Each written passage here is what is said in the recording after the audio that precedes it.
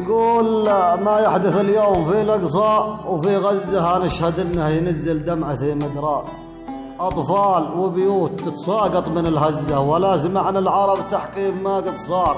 حسوفي اليوم لا كل عطى بزة للغرب وامريك واسرائيل يا للنمار، ويصبح العز يا الأقصى ما حرزه، وغزة العز تتحرر من الكفار. هل بايقع شي لهم موقع من العزة؟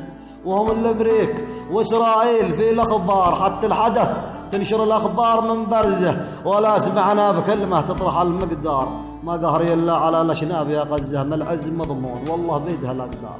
مسر الرسول المعظم كل من كزه، والله ما يصبح سوى في الكار. والعار يا قوم تعطون العدو كنزه، والغردقي زرع وانتو غردقوكم عار. على ابو ابوه ذي يرضى على غزه بالذل والعار. في الاقصى وفي الانصار، واختم صلاتي وزيدها مع الربزه على نبي عدد مستغفر استغفار. سلام.